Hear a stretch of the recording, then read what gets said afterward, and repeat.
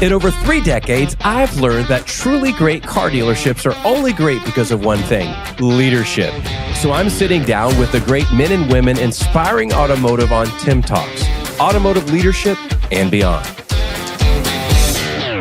Welcome, everyone, to yet another episode of Tim Talks Leadership and Beyond. And if I do say so myself, we have had an incredible start to the year. The texts that I've got, the emails that I've got, the shout outs on Clubhouse that I've got on the impact, whether it was Troy Duhans or Adam or whoever it was, is making an impact. And we're so thankful for that. We're thankful for you making this podcast what it is. And today is another special day.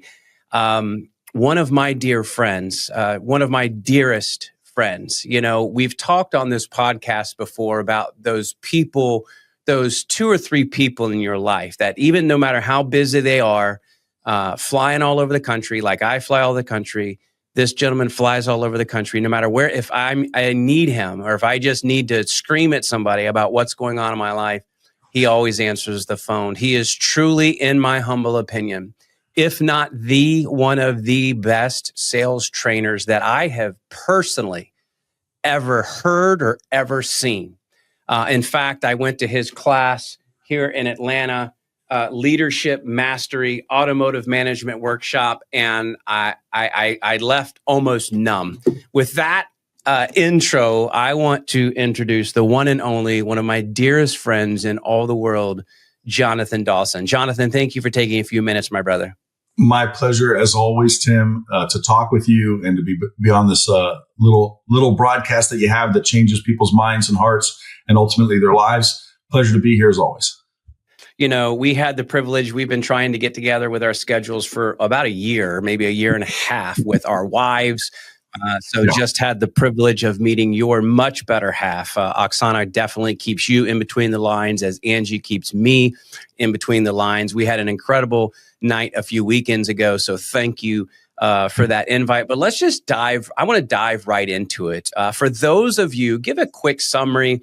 For those of you, I know most of you know who Jonathan Dawson is, but those of you that don't, I want you to give just a quick summary up to date on how you got to be. And again, he's not going to say it, but guys, incredible. And we're going to get into some of this leadership stuff. We're going to get into Sellchology, which is the company that Jonathan founded. But you started out in the car business. I know there was real estate before that, but kind of take us through the progression on where you're at here, and then we'll unpack some of this leadership stuff you talk about. Well, I appreciate that this year celebrates my 25th year in the car business, quarter of a century. It's fascinating, actually, to say that number out loud. It really does make me feel both old and humbled, like holy buckets. It's been 25 years. So 25 years now. For those who are not familiar with my work, you can, of course, please, Google me if you'd like to and find out a little bit. But, if I go backwards in time, where I'm at recently and right now is, I just celebrated my 24th time as an NADA speaker. Which is, of course, a great privilege and honor to be selected, because that is a dealer committee selection. So they look at hundreds and hundreds of applications every single year and say, who has a message that resonates, that's relevant, that's real world, that's applicable. And 24 times the dealer bodies have said, bring this guy to NADA. For those who are not familiar, I have my own Pinnacle Training Center, referencing what Tim showed you in that workbook. I host classes at my training center for any pain point within a dealership. So we have a class actually coming up next week. I believe our next class is a service advisor class. We have both advanced and what we call introductory fundamental class for service advisors. We have service manager classes, finance, and of course, sales and sales management classes as well. That's my Pinnacle Training Center in Atlanta.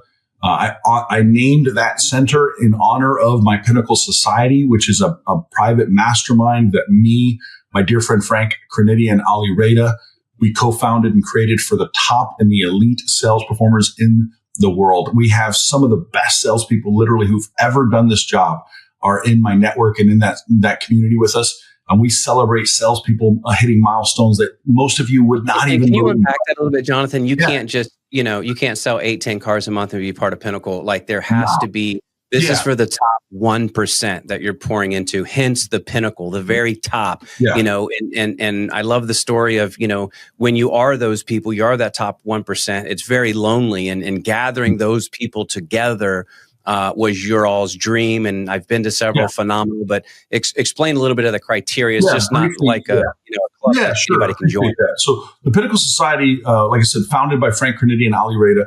Ali Reda reset the world record when he did 1,582 cars in a year. His personal best is 209 in a month, which beat his previous best of 203. He's had a 32 car day twice. Just recently, he had a 22 car Thursday. Frank Cornetti did 1,404 vehicles last year, working an average of a 19-day work month, and did 1,404 at a Honda store.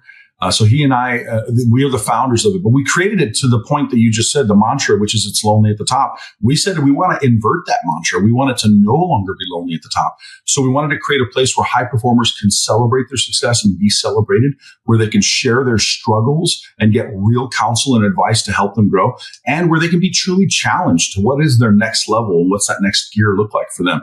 And the criteria, quite frankly, for any store, the criteria is you have to be in first, second, or third place at the dealership in an average production level, or you have to have a minimum of $150,000 a year annual income or a 25 car average. You have to at least check one of those three boxes for you to be eligible. Then you have to be interviewed by one of the founders and then accepted. And we don't accept everybody for lots of reasons, but we want people who have the right heart, the right attitude, the right business strategy, the right character to be part of what we do, because everything we teach is about community, service, character, integrity-based selling, relational-based selling.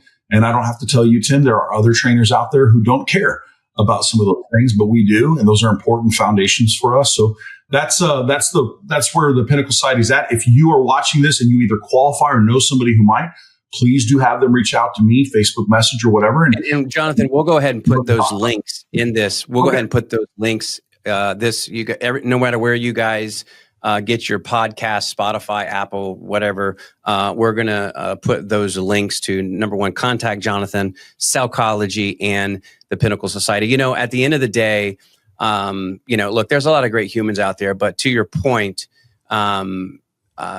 you've got the number one and number two, and they trade, and salespeople in the world, and especially in this in the world that are part of that. So, I know there's a lot of other trainers out there, but just listen, guys, do yourself. We'll probably get, giving the recommendations probably at the end, but do yourself a favor and check that out, because it's made a big impact in my life. Listen, Jonathan, let's just jump right into it.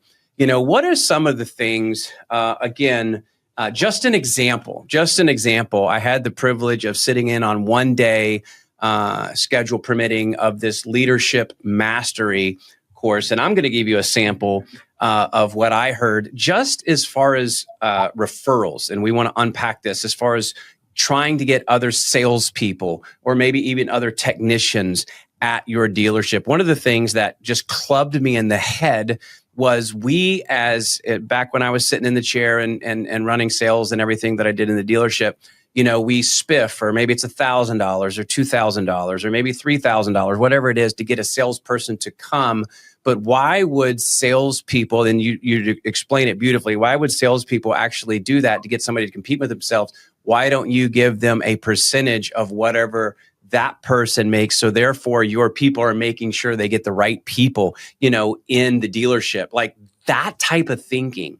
That type of I don't even know if it's out of the box. It just makes perfect sense. I didn't think about it though, but what are some of the main things that when people come in that really have the biggest impact, whether it's this leadership mastery course or I've talked to dealers that have had before and after Sellchology and the impact that it's made. What are you seeing across the country? Why are incredibly successful groups like Morgan and others, I'm not sure if I can name drop, but obviously a pretty big successful group, pouring and trusting you. What are you seeing as far as the before and after? What's happening there? Well, I would say, obviously there are degrees of that answer, right? I never want to be arrogant and try to say that, hey, everyone gets these results, or I mean, it's just the reality of life that, you can give the same book to 50 people. Some will never crack the cover and some will change their lives because of it. So the same thing is to some degree true with Sellchology. Obviously, we get above average results consistent enough for our clients that I get invited to 20 groups and I get referred as much as I do because our results are, I guess, trending above that normal average results. But I would say that what you can expect or what you should hope for, and even if you don't ever do business with me, if I could just impart a couple things to you, if you're in a leadership role, or you see yourself as a sales leader, is it really comes to a topic that so many oftentimes we come to, which is the mindset and the belief system, right? Because behaviors fundamentally follow beliefs. Beliefs drive behavior. And so how you, as David Salyers puts it, one of the chief marketing officers for Chick-fil-A said, how you view things will determine how you do things. And so when we try to coach leadership teams and management and owners, the first thing that when we're talking about these ideas of Sellchology is, hey, let's raise our standards. Because here's a symptom that I see across the nation. In fact, just today I was talking to one of my field reps about this, and I'm going to use a term, and it sounds mean, and it's probably because it's intended to a little bit be mean, but there's a lot of impotent cowards in management positions. Impotent cowards. They have no power and they're not willing to do anything to change things. They're not willing to risk anything. And to the point that a lot of times they don't want to hold anyone accountable to anything. Because the moment they put a standard out there and ask anyone to hold themselves to a standard or say, I'm going to hold you to a standard, they're afraid. They're so afraid of the consequences of a standard. So it's like, hey, we gotta be able to produce at this level. And it's like, hey, this person didn't produce. Well, what if I fire them? Well, then what if I'm short staffed? What if I lose sales? You're already losing sales. There is not a zero sum. This is not a game where it's like, if I do this, I never lose sales. And if I do this, I lose sales. Do you not think having an 8 and 9 car per person average, do you not think you're losing sales? But when I talk to dealerships about some of my stores averaging north of 20 cars per person, as somebody who's familiar with my work knows, I have a Mission 22 strategy. Mission 22, Tim, is that until the actual mathematical average of your store is 22 cars per person, which means if you have 10 people, you're selling 220 plus cars a month as a store average. Until that baseline minimum standard is hit, your store is fundamentally broken. And when you tell a dealer or a GM, your store is broken if you don't have a 22 car per person average, they go, who are you and who do you think you are? And telling me this, we're the leader in our whatever, and we have an 11 per person average. I go, yeah, and you're still broken. You're broken. Most of your team is unproductive most of the time they're working for you. You have a sales force that is unproductive north of 50% of every day they're in the building. That is not something you should be proud of. So 22 comes from this idea of you have 22 scheduled workdays on a calendar for the average sales force. That means you need to produce a deal a day at minimum acceptable standard to justify you leaving your family and coming to a dealership all day. When I first tell dealers about this, they go, gosh, John, we're at like 9 per person now. You're saying 22. If I got to 13, I'd be excited. Yeah, I know, because you have low standards, because you don't know what's possible. And I say this again with conviction. I have been in 3,000 dealerships in 7 countries. I have seen more than you. I haven't run your store, but I've seen your store 1,000 times. Your store is not that special. It's not that unique. The stuff you wrestle with, struggle with, the things you tolerate and are frustrated by, someone else has solved. Someone has the blueprint, the map. That's why when people join the Pinnacle Society, they come in and they think they're at like 98% of their capacity. It's so funny, Tim. We'll have somebody join who's at like 28 cars a month. And they're like, man, you understand, at my store, that's the best. Like I've hit 35 before, but like I'm at 28 car average and the next closest person's like in the low 20s. And then some people are in the teens, but like, trust me, if I could sell 40 cars a month, I would. And they join Pinnacle and like 3 months later, they hit 50 or 60. And you're like, what happened? And they're like, man, I changed my beliefs. I added a new level of standard. So when I'm talking to dealers, that's the first thing is you have to, because here's the reality, Tim, here's the truth. This is the hard truth. With a standard, I either will continue to lower my standard to meet my people, or I'm going to have to raise my people to meet my standard. But that is the only option. I either lower my standard to meet where my weakest people are, or I will have to develop my people to hold to a standard. And what's really sad, terribly sad, is how many dealerships will not invest, not just in me. I'm talking in general. They won't invest in their team because they keep judging what the weakest players on the team will do.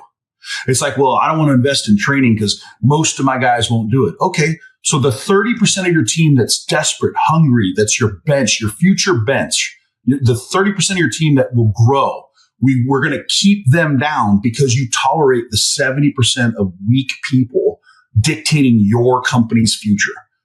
Interesting strategy. I mean, listen, ladies and gentlemen, we've said it different ways, but we told the Ben Carson story a couple weeks back, about same brain. It's renewing your mind and it's what you think you can do. I mean, I've heard, Damien Boudreau's story, Ali's story, Frank's story. I mean, they're very, very similar. And when we think, it goes back to the 4-minute mile, back in the 50s, nobody could break the 4-minute mile. It couldn't be done. And then once it happened, the world record literally lasted for barely 2 weeks because something went off in their brain that, wow, he did it. If he can do it, I can do it. And just phenomenal. Let's talk about in fact, when I was talking with Rob, who produces the show before you came on, I was explaining Sellchology, and it really intrigued him because it's the psychology of sales. It is that, in fact, my son lives in Scottsdale, Arizona, and he's crushing it, doing well. But my wife is like, I want you to send him to Jonathan's class. Like, I want Jonathan to pour into him because he's already crushing it. And the president of the company is, saying what a workhorse he is and all this other stuff. But there's never a limit to that's the great thing about sales. What do you think the other, again, mindset is number one, understanding that, 28 is not a big deal. We can get to 40, but just the basic day to day, our friend Kevin Deutsch at Butler Lexus, I steal the quote all the time. Most salespeople go to work to wait instead of going to work to work. But what are some of the basic blocking and tackling that you change? And I've also heard you talk about not sell, and maybe I'm sure I'm going to butcher this, not sell for the, most people, okay, I got one on the board, but selling to their community, to their family. Like, what is the main basic blocking and tackling from taking even that 15 or 20 a month car salesperson to 25 or 30? What other than their brain, or is it just their brain, changes in their behavior that gets them to that next level and that next level? Well, oftentimes it comes down to in the Pinnacle Society. So I'm going to talk about, even though you're asking about what should like a person stuck at 15 cars, I still want to benchmark it against what the best in the world do, right? So the best in the world always work on these 3 aspects of business development, 3 areas of business development. So we call it, it's the principle of sow to reap. And SOW is the acronym for the 3 principles. So the first one, the S, is systems. Now, let me give you a working definition for systems as we discuss it in the Pinnacle Society and what I teach even a brand new salesperson who's been selling cars for 3 seconds. Systemization is anything I do that causes anything I'm already doing to become easier, more efficient, or more effective. So I take the things I'm already doing and I ask a question.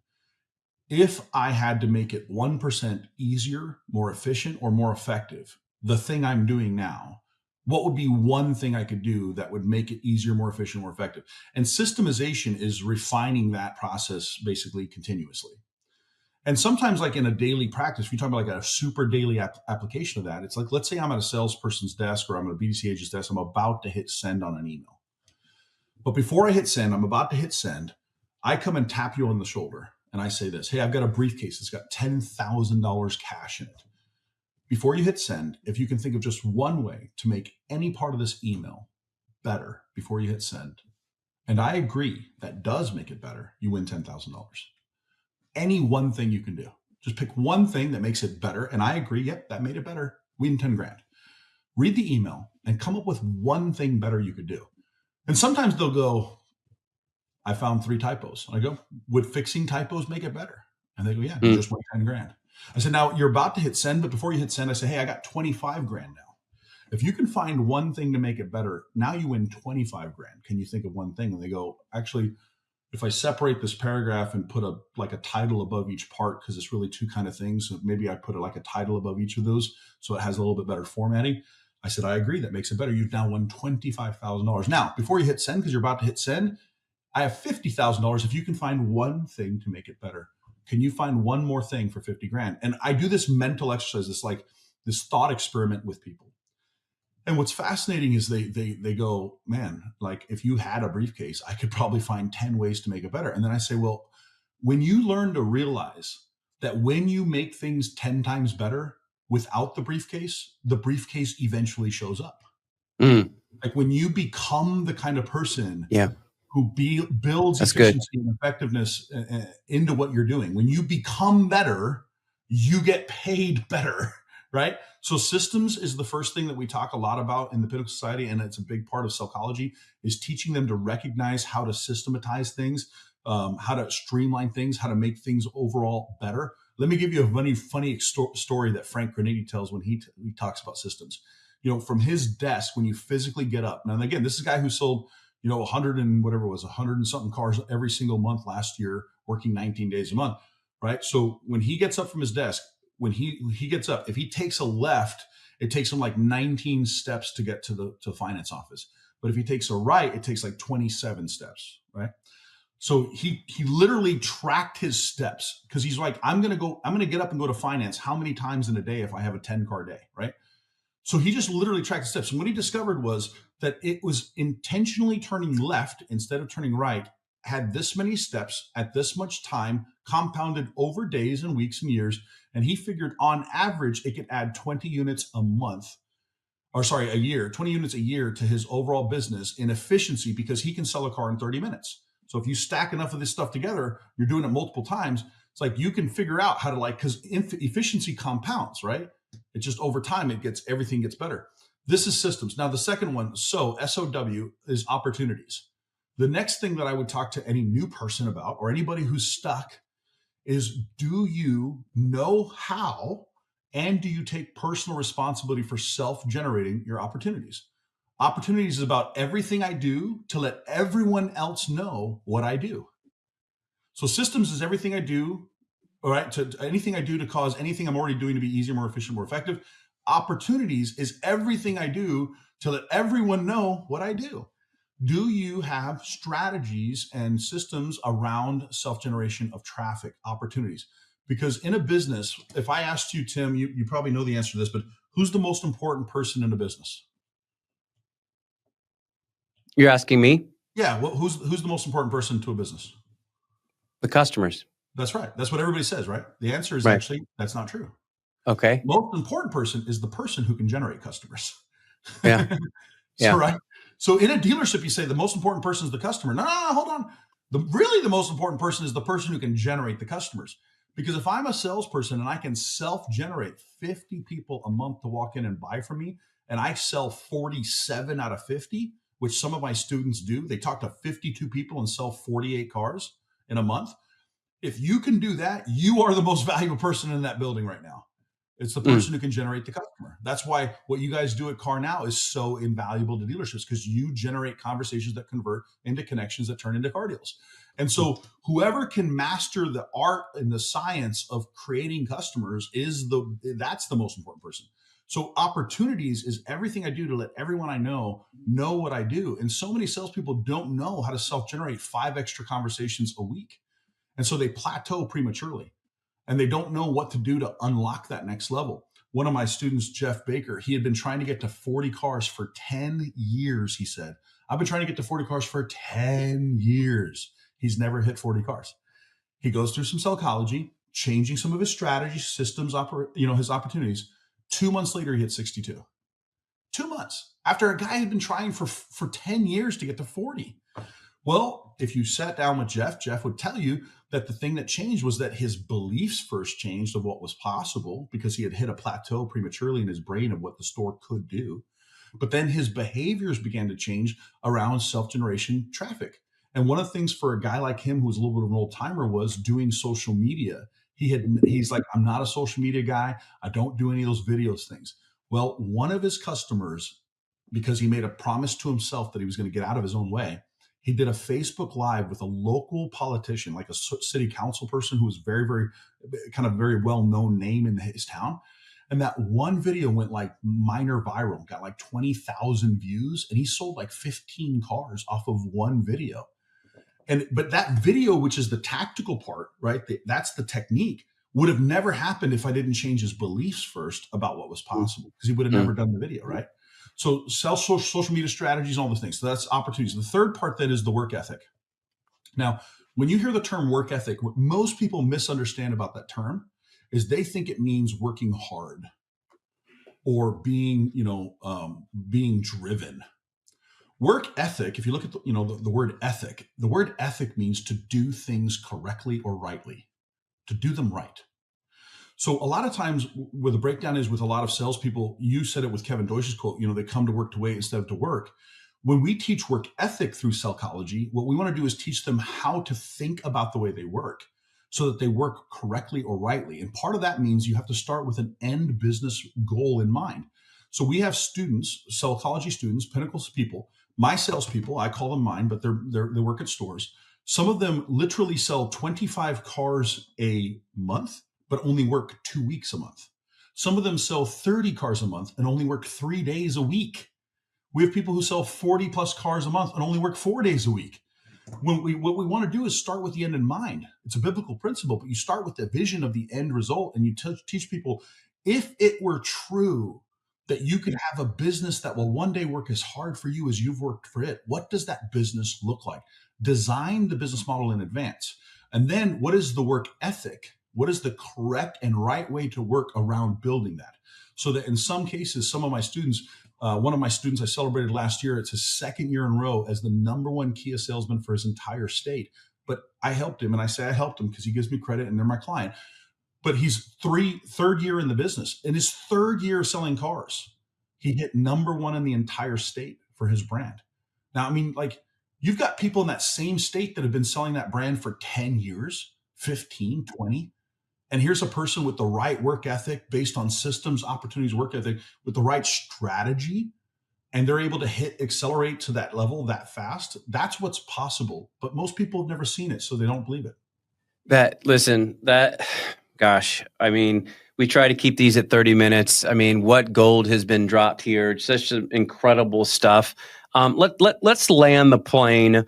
Why, if there's I do know for a fact, if there's not leadership buy-in to making, it's got to start with the leader in the dealership. And we only have, looks like 5 minutes left. But what do leaders, and I understand they have to make the mindset, they have to know they make the change, but what are you seeing is the big difference? Is it just mindset with that sales manager, that GSM, that GM? Is it just buy-in with them to allow their people to think differently and raise the bar? Like, what are you seeing on a day-to-day basis? Because it's got to start, with the leadership in the store to allow them to do so somewhat. So what are you seeing?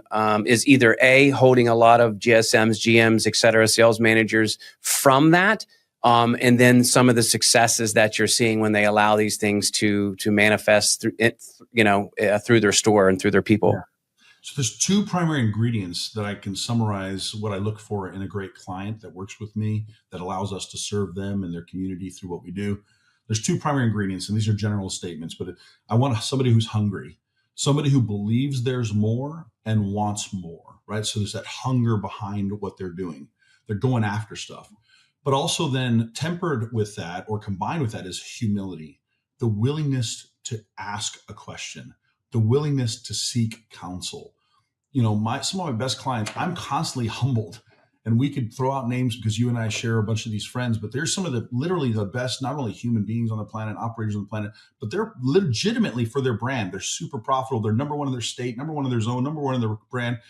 And they're incredibly humble in how often, and I'm humbled by it all the time when they come to me and say, hey, John, I have a question. I have an idea. Can I throw something past you? Can you look into this? Can you research this? Can you ask around for me? And I think, wow, here's somebody literally at the apex, the best of their game. And they're still so humble in spirit and willingness to go, I am a student of life and business, and I'm not done learning.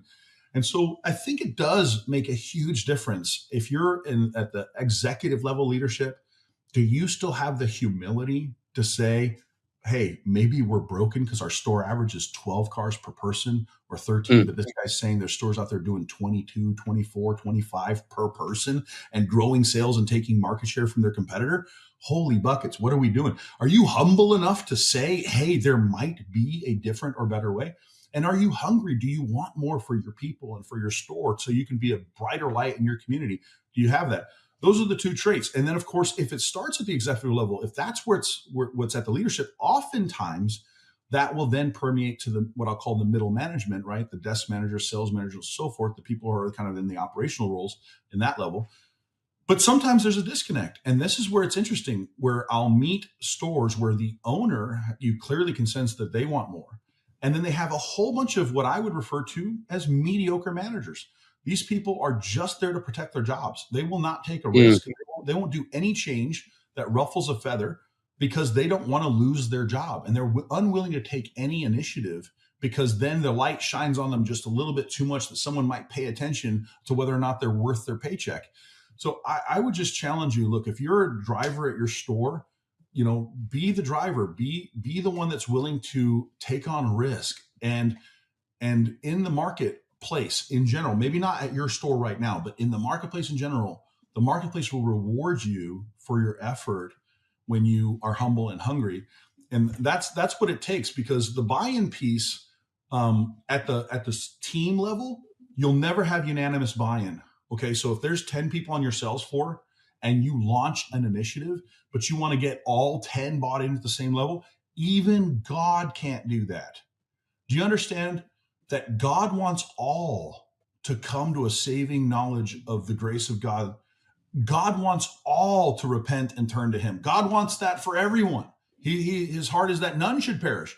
And yet the stubbornness of humanity is such that people can literally be given the gift of life or any gift and reject it anyway. So the reality is you're dealing with human hearts. Human hearts are deceitfully and desperately wicked. They make stupid choices all the time. So if you're a leader and you're like, well, I want all 10 of my people to see what I see. That's not how brains work. That's not how humans work. Even when we came to like taking the promised land, if you look at the scripture, the story of taking the promised land, when the scouts came back and said, hey, it flows with milk and honey, right? A bunch of people were like, there were giants there too, though. That's right. It's like you're always going to get resistance to change. You're always going to, even the promised land, you'll get resistance to even the promised land, you'll get resistance. So when you're trying to offer something of value to your team and you're making a decision on how you're going to proceed based on your weakest players, you are letting them hold hostage the vision, mission, and future of your business. And if that's something you're willing to do, then by all means, give them the keys to the kingdom. But if you're not willing to do that, stop making decisions on the people that won't say yes right away. Jonathan, we have to have probably a part 2 and part 3. Thank you so much. Just an incredible time. Hopefully you have the good thing about the podcast is you can listen and re-listen. I've jotted several notes, as I usually do, down. One of my dearest friends, always bringing something and trying to encourage. And quite frankly, you're never the same. So hopefully this podcast has made a difference. Jonathan, thank you so much for your time. If you want more information about Sellchology, about the Pinnacle Society, or the Pinnacle Training Center, and it is state of the art, by the way. The cameras and the audio, video, and what Jonathan uses is like Fox News. I mean, it's incredible. He's done such an incredible job there. There's going to be multiple links below. Just click those links. Say you heard about it here on Tim Talks. So thankful for you. Thank you for your friendship. Thankful for your gift and serving our automotive community. Ladies and gentlemen, thank you for tuning in to yet another episode of Tim Talks. As we always say, no one's smarter than everyone. Let's just continue to get better together. We'll see you next time. Thank you, Tim.